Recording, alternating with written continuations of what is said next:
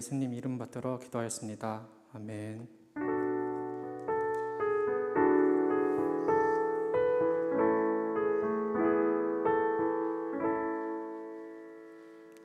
오늘 우리에게 주시는 하나님의 말씀은 사도행전 6장 1절에서 7절까지 말씀입니다. 저와 여러분이 한 절씩 교독하겠습니다. 그때 제자가 더 많아졌는데 헬라파 유대인들이 자기의 과부들이 매일의 구제에 빠짐으로 히브리파 사람을 원망하니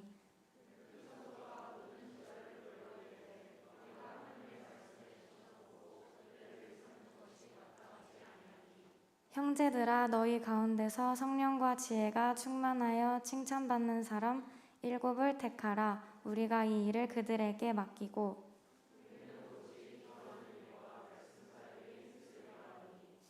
온 무리가 이 말을 기뻐하여 믿음과 성령이 충만한 사람 스데반과 또 빌립과 브로고로와 니가노르와 디몬과 바메니와 유대교에 입교했던 안디옥 사람 니골라를 택하여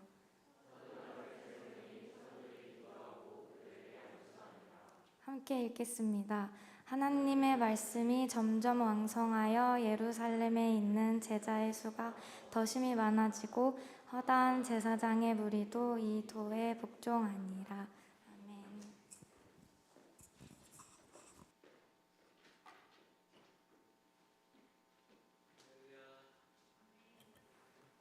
여러분 한 주간 평안들 하셨죠? 오늘 우리 함께 읽은 본문 말씀 가지고 이런 제목으로 함께 말씀 나눌 건데 같이 읽어봅시다. 시작. 갈등을 해결할 때 커지는 은혜. 한 번 더요. 시작. 요즘 우리는 갈등 공화국에 살고 있습니다. 여러분 이게 무슨 말인가 싶으시죠? 얼마 전에 우리나라가 세계에서 갈등 지수가 가장 높은 나라 1등에 뽑혔어요.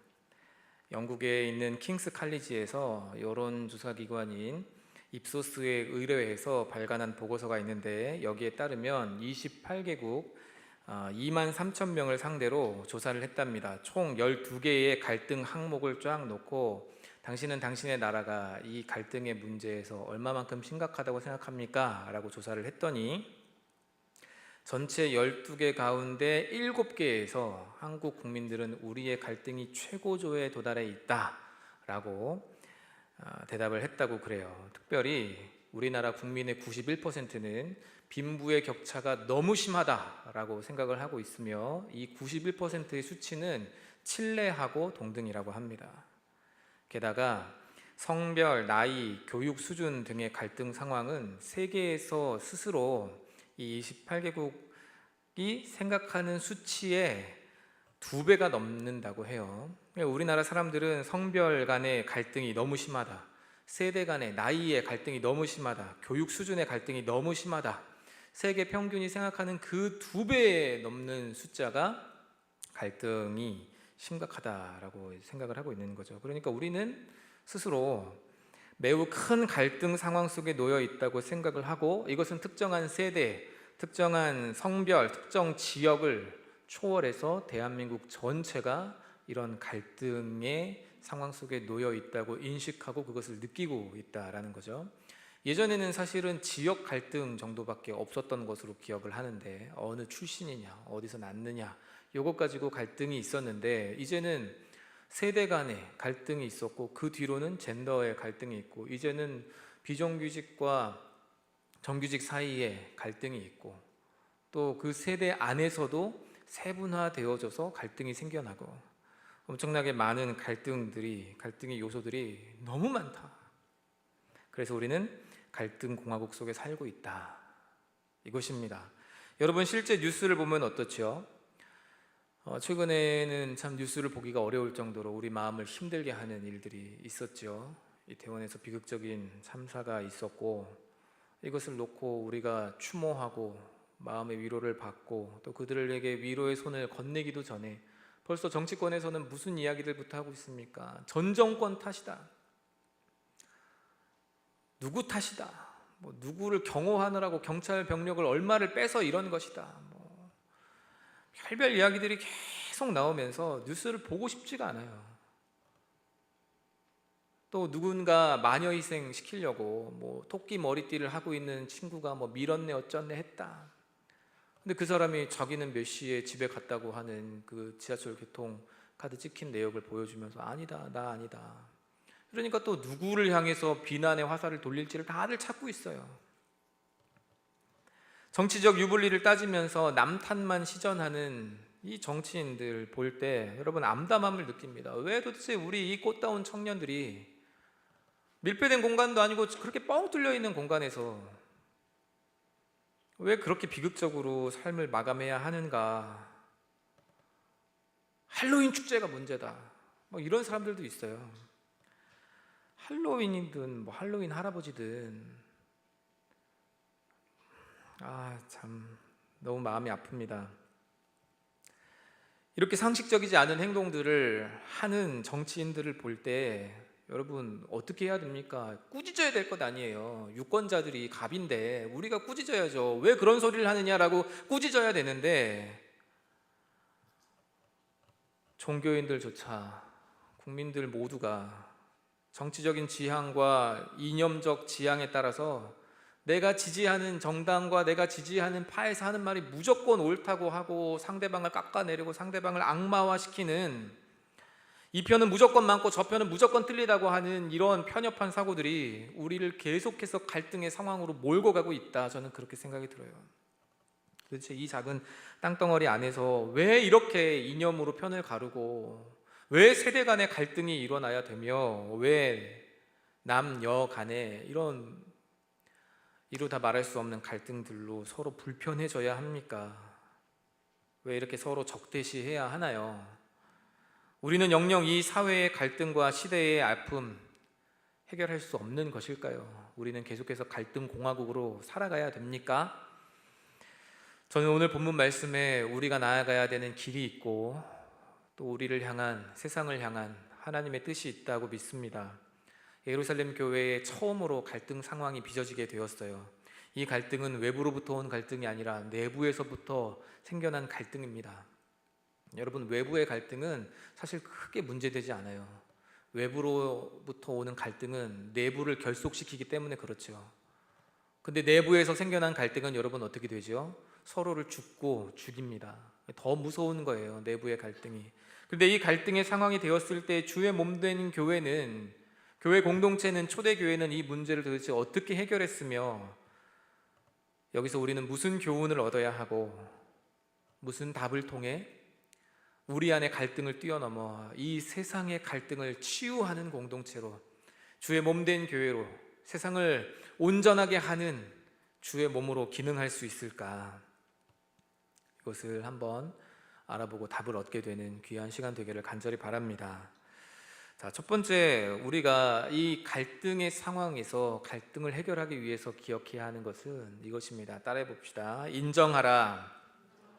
오늘 본문은 초대교회 안에 처음 발생한 갈등을 그리고 있습니다. 여러분 본문 보시면 1절 같이 한번 읽어볼까요?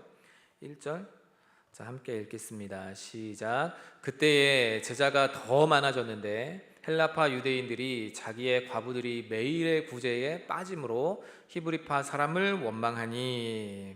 여기서 정리를 한번 해보시죠. 자, 1절 말씀을 통해서 우리가 알 수 있는 정보들이 몇 개 있어요. 첫 번째, 제자의 수가 늘어났다. 교회 성도 수가 많이 늘어났다는 거죠. 어디예요? 예루살렘 교회에. 두 번째, 예루살렘 교회 가운데는 두 가지 파벌이 존재했다. 첫 번째는 뭡니까? 헬라파 유대인들이고 두 번째는 히브리파 사람들이에요. 자, 세 번째 어떤 일이 있었느냐 정보를 정리하면 매일의 구제라고 하는 섬김 사역이 있었나 봅니다. 아마 가난한 사람들에게 밥을 나누어 주는 긍휼 사역이었을 텐데 이 긍휼 사역에 누가 누락되었다는 거예요? 헬라파 유대인들이 자기들의 공동체 일원인 과부들이, 미망인들이 매일 구제받는 음식 긍휼 사업에서, 사역에서 자기들이 누락되자 이걸 가지고 불만을 갖고 원망을 표출했다. 우리가 이렇게 내용을 정리할 수 있겠습니다. 왜 헬라파 유대인들의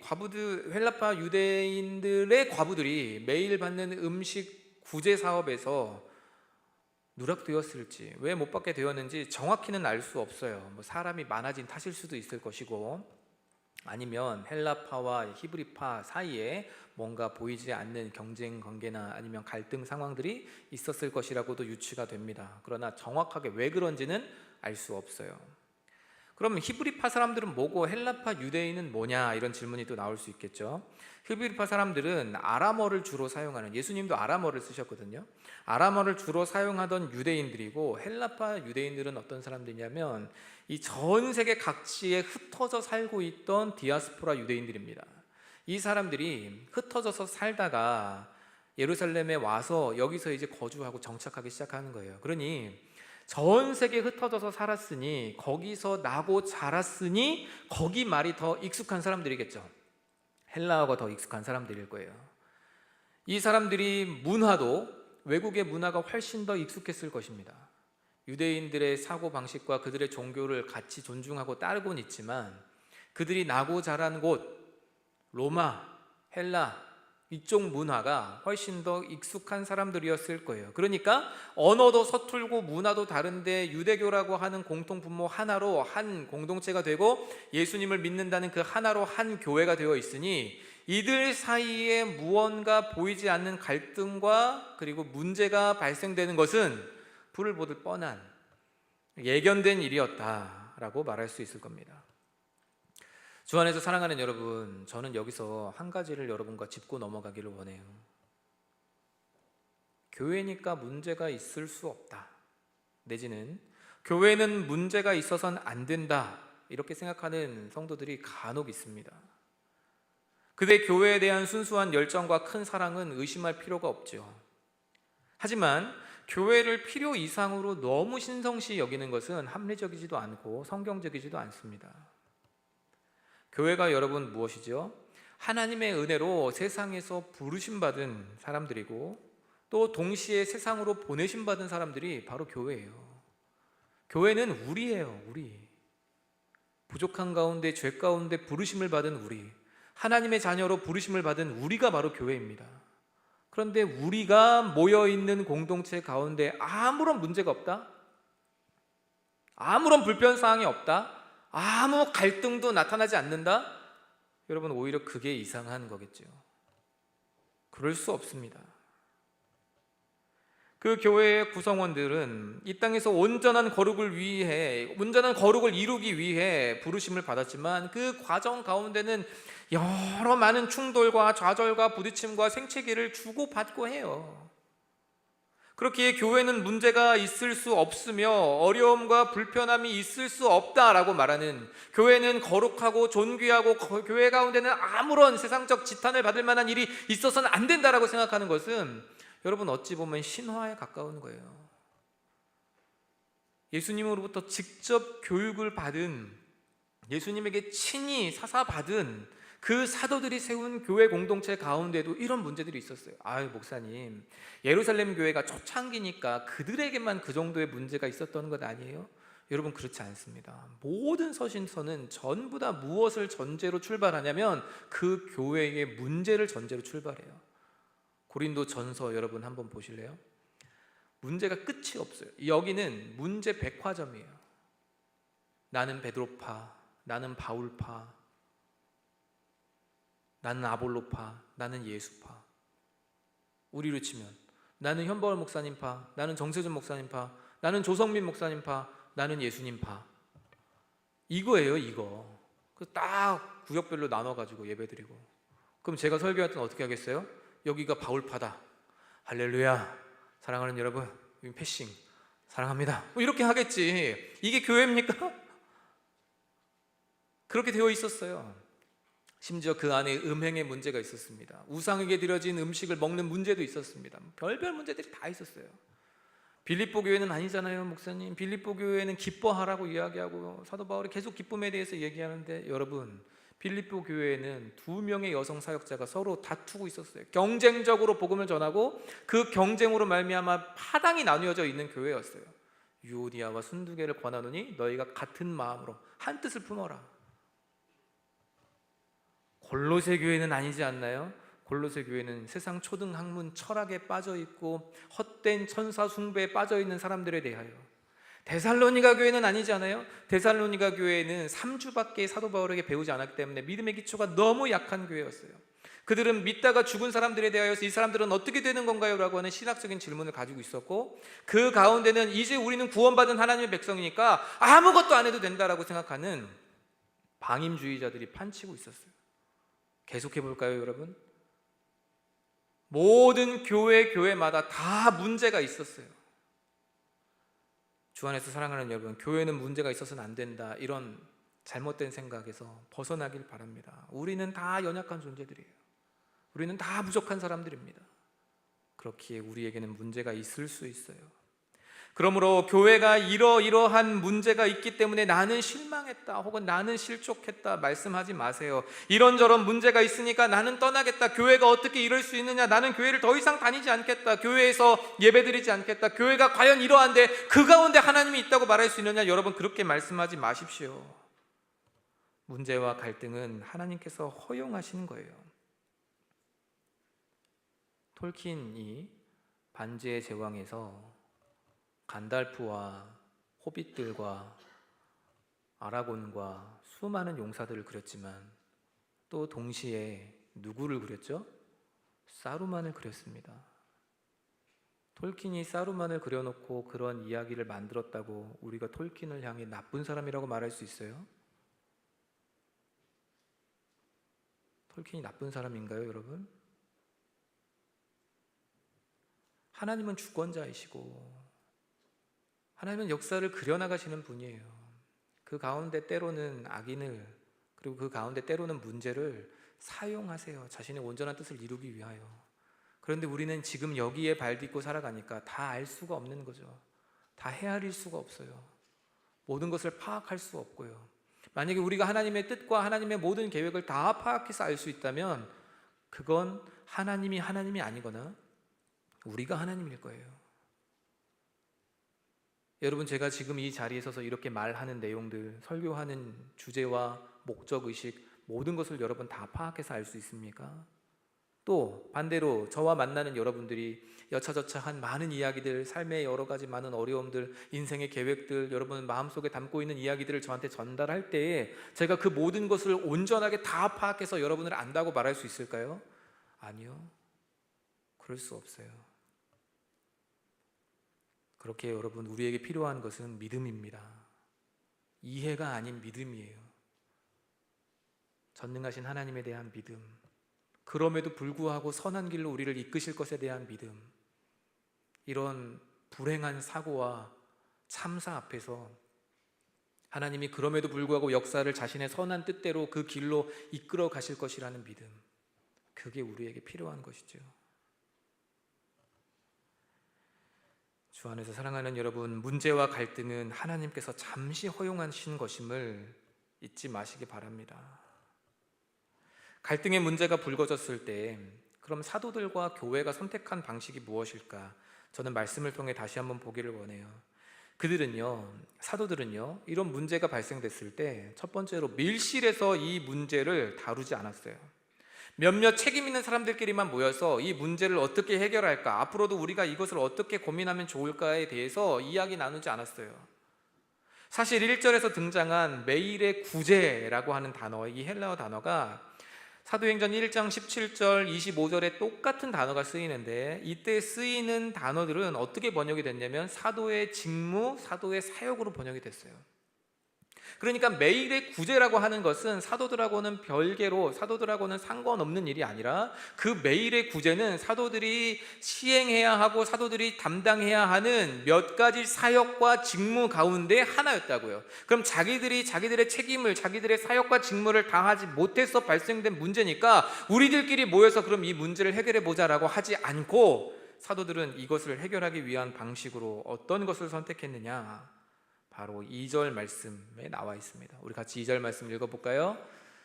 시작.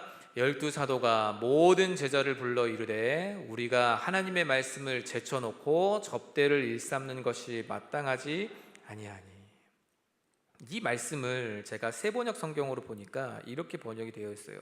그래서 12사도가 제자들을 모두 불러놓고 말하였다. 우리가 하나님의 말씀을 전하는 일을 제쳐놓고서 음식 베푸는 일에 힘쓰는 것은 좋지 못합니다.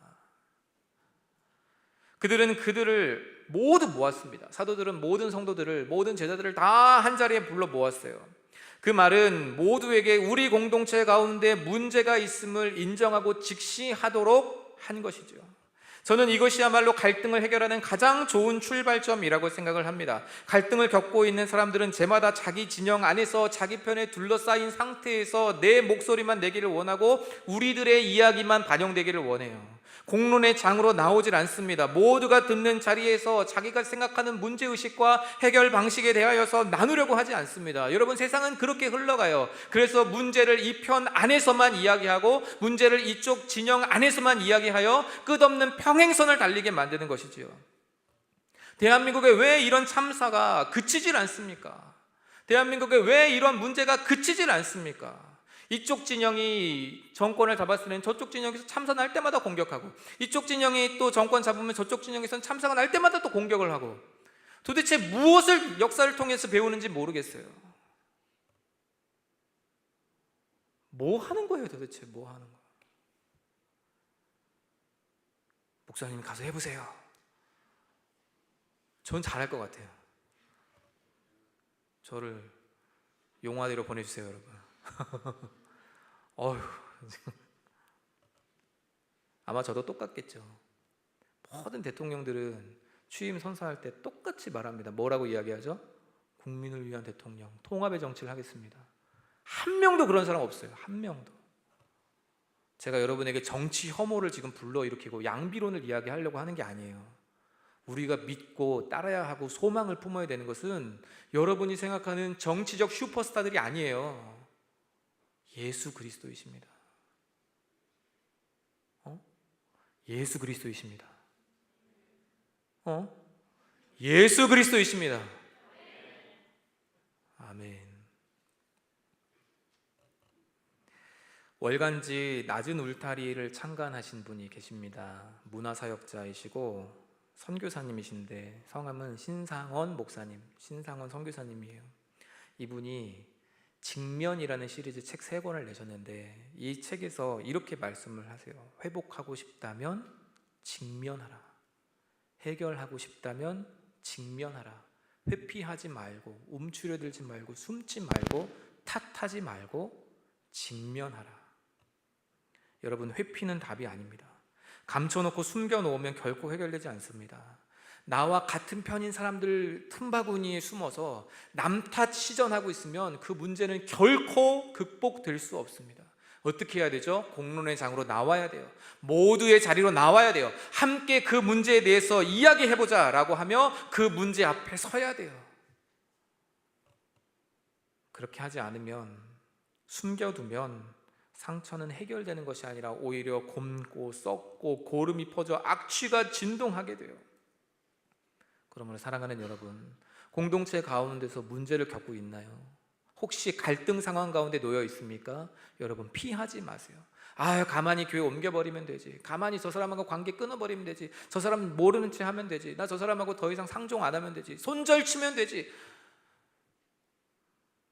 그 갈등을 하나님 왜 여러분들에게 허락하셨을까를 고민해 보시길 바랍니다. 사도들은 온 교회를 모아서 자신들의 부족함을 인정하고 한계성을 인정하며 공동체 가운데 문제가 있음을 직면하고 함께 이 문제에 대하여 해결책을 논의해 보자라고 했잖아요. 여러분들도 그렇게 하기를 바라요. 좀 마음에 들지 않는 사람이 있고 생기고 불편함을 끼치는 사람이 있고 만나면 쓱 사라져버리지 말고 피해버리지 말고 숨지 말고 문제 없는 척 하지 말고 가지고 나아오세요. 하나님 앞에, 공동체 앞에 가지고 나아오세요. 목사님, 저 때문에 괜히 민폐 끼칠 것 같은데요. 그렇지 않아요. 여러분, 우리 공동체는 그만한 저력이 있어요. 여러분들은 다 성인이니까, 그리고 여러분은 성령의 인도하심을 받는 사람들이니까. 할렐루야. 두 번째로 우리가 이 갈등의 문제를 해결하기 위한 방식은 따라해 봅시다. 선정하라. 첫 번째는 인정하는 것이었고 두 번째는 선정하는 것입니다. 그 다음에 사도들이 무엇을 했는가? 그들은 공동체에게 이 문제 해결을 위한 선택을 맡겨요. 3절 말씀에 보니까 형제들아 너희 가운데서 성령과 지혜가 충만하여 칭찬받는 사람 7을 택하라. 우리가 이 일을 그들에게 맡기고 이야기합니다. 사도들은 역할을 서로 나누기로 해요.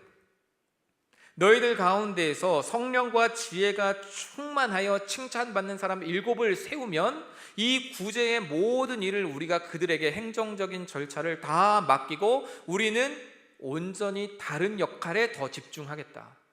말씀을 전하는 것과 기도하는 일에 집중하겠다 이야기합니다. 그래서 새롭게 세워진 리더들에게 위임하고 분업하기로 이들은 그렇게 결정했습니다. 사도들이 선택한 기도하는 일과 말씀 사역은 교회 안에만 있겠다는 선언이 아니에요. 기도하는 일은 그냥 단지 여러분들을 위해서 제가 기도할게요 하고 골방에 들어가서 주여 도와주옵소서 하는 것이 아니라 이때 당시에 기도하는 일은 어떤 일이냐면 가난한 병자들을 직접 찾아가서 그들에게 안수하여 기도하고 그들의 병이 낫기를 간구하는 일이었어요.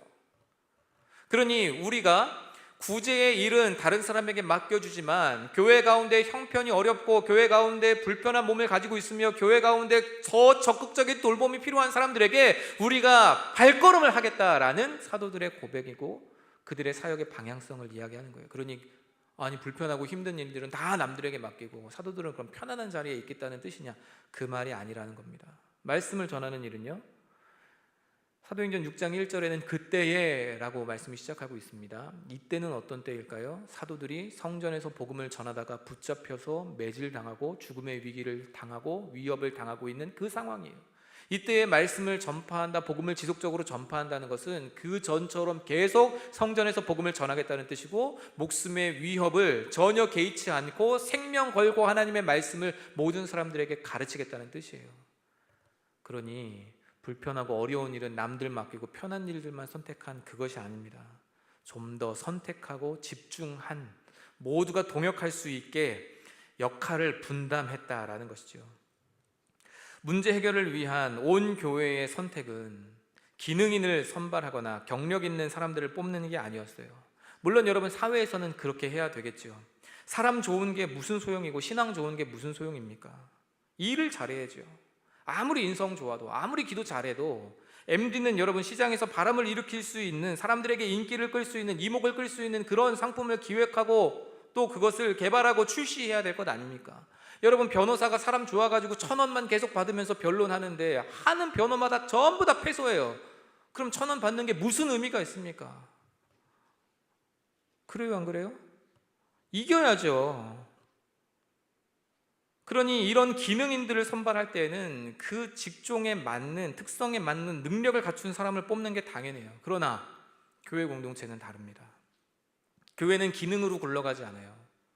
교회는 능력으로 굴러가지 않습니다. 교회의 사역과 사명을 감당하는 것은 오직 성령과 지혜가 충만한 칭찬받는 사람들이 세워질 때입니다. 그러므로 교회는 항상 이렇게 하나님 앞에서 바르게 서 있는 사람들을 존중하고 존경하고 그들이 이끌어 가도록 만들어 주어야 해요. 영향력을 가지도록 도와주어야 합니다. 교회는 사도들의 제안을 듣고 7명의 봉사자들을 선발했어요.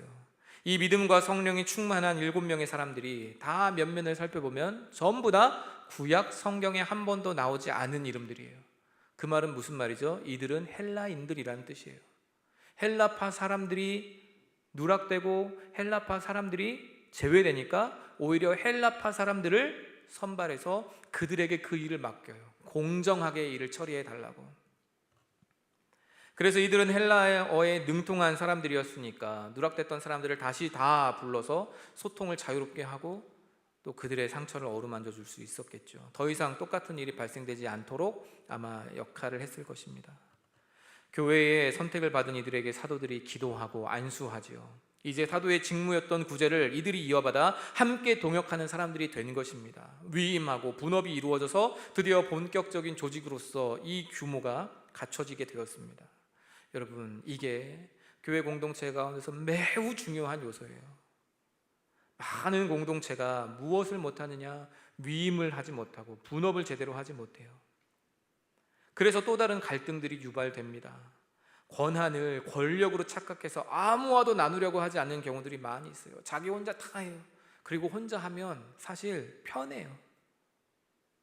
혼자 모든 걸 결정하고 혼자 모든 걸 진행하면 내가 많은 질문을 짊어지고 있으니까 그게 불편하고 어려울 것 같은데 오히려 편해요. 왜 그렇죠? 의사결정 구조가 나밖에 없잖아요. 내가 그냥 그대로 진행해버리면 되잖아요. 다른 사람들 의논하고 다른 사람들 맞추고 일정 맞추고 할 필요가 없잖아요. 얼마나 편한지 몰라요. 제일 좋아요 그게. 1인 독재 체제. 그래서 시진핑 여기까지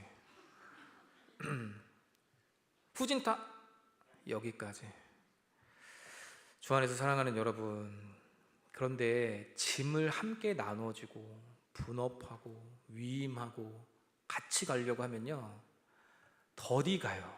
천천히 가야 됩니다. 왜 그렇죠? 교회는 이익 추구 집단이 아니잖아요. 다 설득해야 돼요. 모두가 동의할 때까지 기다려야 돼요. 그리고 자발적 헌신으로 나오는 공동체이기 때문에 그 사람의 마음이 동할 때까지 기다려줄 수 있어야 돼요. 그게 속 터지는 일입니다. 저같이 성격 급한 사람은 못해요. 어려워가지고. 덕분에 많이 깎였죠. 교회에서 사역하면서, 특히 청년 사역하면서 성자 됐어요. 할렐루야. 별로 인정도 안 하는 것 같네. 많이 깎였어요. 최근에 제 아내가 그 얘기를 하더라고요. 여보, 상도제일교회 4년 있으면서 너 많이 컸다. 지한이한테 하는 소리인가? 나한테 하는 소리였어요. 저도 느껴요. 여러분들과 사역하면서 예전에는 큰 소리부터 치고 얼굴을 울그락불그락하고 왜 이걸 이해 못하느냐고 답답해하고 그랬는데 이제는 그래 그렇지 뭐. 아유 내가 설명을 잘못한 탓이지. 기다려야지. 인내해야지. 내 리더십이 부족한 탓이지. 내 탓이오가 됐어요. 여러분 잘못이 아니라 내 탓입니다. 여러분 자기 혼자 권한을 다 가지고 200만 명을 이끌어 가려고 했던 사람이 있습니다. 누구죠? 모세예요. 모세. 너무 일이 많으니까 쉴 새가 없어요. 힘들어 죽으려고 합니다. 그래서 그때 모세의 장인 이드로가 와서 이야기를 합니다. 너 왜 이렇게 미련하게 일을 하고 있냐? 사람을 세워라. 100명 중에 한 명씩 사람을 세워라. 그래서 자질구레한 이런 시시분별을 가려야 되는 일들은 다 그들에게 맡기고 너는 그 위에 올라온 그들이 해결할 수 없는 일들을 해결해라. 모세가 중간 리더십을 세우라는 이야기구나 하고서 분업을 하고 위임하고 그들을 세웠어요. 그러자 그제서야 공동체가 제대로 굴러가기 시작합니다. 한 사람이 다 하면 편할 것 같지만 공동체가 절대 클 수 없어요. 함께 나누고 위임하고 분업할 때만이 함께 잘할 수 있어요. 제가 4년 전에 우리 상도제일교회 청년부에 부임하고 여러분들의 모습을 딱 보니까 다들 너무 착하고 너무 열정이 가득하고 너무 순수하고 상도동이 서울 안에 있는 시골이라는 말을 내가 많이 들었는데 참으로 그러하구나. 보니까 지방에서 올라온 청년들도 많아. 그래서 그렇구나. 여기는 정거장 같은 곳이구나. 이런 생각을 했어요. 그런데 한 가지 특징이 있었는데 그것이 뭐냐면 이 슈퍼맨이 있더라고요. 우리 교회 가운데 올라운드 플레이어가 있어요. 너무 사역을 잘하는 사람. 그래서 이 친구가 진짜 완전 교역자만큼 사역을 잘하는 사람이 한 명 있었어요. 와, 땡 잡았다. 처음에 이제 그렇게 생각을 했는데 가만히 보니까 많은 청년들이 그 청년을 의존하고 있음을 보았어요. 그렇다고 그 친구 혼자 하는 건 아니었고 그 친구도 자기를 의존하고 있는 청년들을 보면서 이걸 어떻게 타파할까를 좀 많이 고민하고 그래서 그 전해에는 함께 사역을 나누어질 수 있도록 사역팀들도 막 만들고 여러 가지 많은 시도들을 했는데 그게 무위에 그쳤다는 이야기를 들었어요. 그렇구나. 이 공동체는 분업이 아직 잘 안 되어 있구나. 이 공동체는 서로 나누어지는 일들을 아직 잘 못하고 있구나. 그래서 제가 와서 여러 많은 분야에서 같이 나눌 수 있도록 계속 이야기를 했어요. 물론 그 가운데에서 소외되는 사람도 발견됐고 그 가운데에서는 왜 기존의 방식이 편한데 이렇게 하느냐고 불평을 말하는 사람들도 있었어요. 다 설득하고 다 마음을 하나로 모으면서 계속 끌고 갔습니다. 그러는 중에 코로나가 터졌고 그 이후에 제가 여러분들과 사역하면서 한 가지 아이디어가 생겼어요. 모두가 사역할 수 있도록 하려면 강제성이 있어야 되겠다. 그리고 모두가 사역할 수 있게 하려면 한 가지 큰 목표가 아니라 작은 그룹별로 목표를 한 가지씩 두게 해야 되겠다.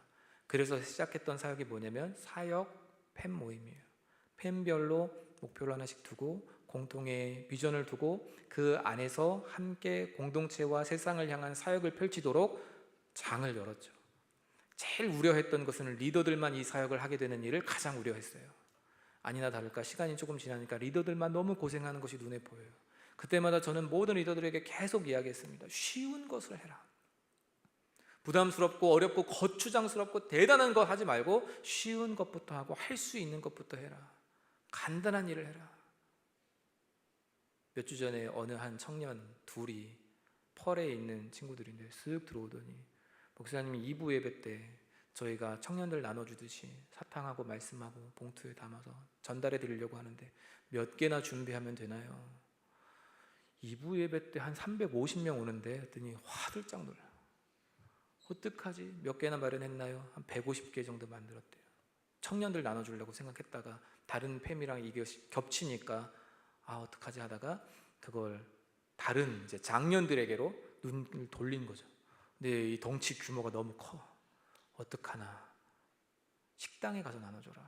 식사하시는 분들은 전체가 다 가지는 않는다. 한 200개 정도 마련해 놓으면 충분히 다 주고 남을 거다. 그 뒤로 복원을 받진 않았습니다. 어떻게 진행됐는지 모르겠어요. 지난주에 그들이 가서 했는지 어쨌는지 자기들끼리 까먹었는지 저한테는 하나도 안 들어왔으니까 저는 몰라요. 그런데 그렇게 고민하는 것들 무엇을 할까? 또 제가 여러분 유치부 명예 목사잖아요. 유치부에 웬 청년들이 쑥 들어오더니 뭐 누가 똥 쌌냐고 막 찾고 다녀요. 누가 내 머리에 똥 쌌어? 내 머리는 안 쌌는데. 근데 막 뭐 이렇게 띠를 두르고 와갖고 막 공연하고 얼마나 예쁘든지. 그런 모든 사역들과 활동들이 이전에는 잘 없었는데 모두가 함께 내 공동체라 내 교회라 생각하며 함께 하게 했을 때 우리의 지경을 넘어서 우리의 울타리를 넘어서 함께 그려나가는 하나님의 나라를 만들어가고 있음을 보아요. 주 안에서 사랑하는 여러분, 이렇게 분업하고 위임하고 서로 나누어가는 이 모든 일들을 통해 갈등은 해결됩니다. 나만 가지고 있으려고 하고 내가 다 하려고 하고 내가 다 해결하려고 하면 절대 해결되지 않아요. 서로가 서로에게 권한을 나누어주고 서로가 서로에게 위임하고 함께 한 공동체 안에서 한 목표를 향해 나아갈 때 그것이 해결됨을 믿으시기 바랍니다. 말씀의 결론을 맺도록 하죠. 교회 구성원들의 성장과 성숙은 근육을 단련시키는 과정하고 여러분 비슷합니다. 사실 우리 신체적으로 볼 때 무거운 물건을 들거나 막 몸을 단련시키면 힘을 주면 근육이 튼튼해지기 전에 손상을 입어요. 스트레스를 받습니다. 파괴돼요. 우리 몸 안에 갈등을 쌓게 되는 것이죠. 그런데 여러분 그것이 회복의 시간을 통하여 점차 단단해져 가요. 그러고 나면 우리에게 근육으로 붙게 되는 거죠. 저는 제 몸 안에 갈등을 쌓아놓지 않아서 이렇게 아무 근육 없는 가려져 있는 몸이 되었지만 여러분 갈등을 그래서 회피하려고 하지 마시고 무서워하지도 마시고 갈등의 상황에 놓여 있는 것을 여러분 불편하게 여기지 마십시오. 오히려 그 갈등을 딛고 일어서면 갈등을 직면하고 인정하고 그것을 함께 이겨내기 위하여 힘을 합치면 공동체는 더 성장해 나아갑니다. 더 발전하게 됩니다. 교회 안에 하나님께서 갈등을 왜 주시는가? 사회에 하나님께서 갈등을 왜 주시는가? 근육을 단련시키시는 하나님의 방법인 거예요. 우리를 영적으로 성장시키시는 하나님의 방법인 거예요.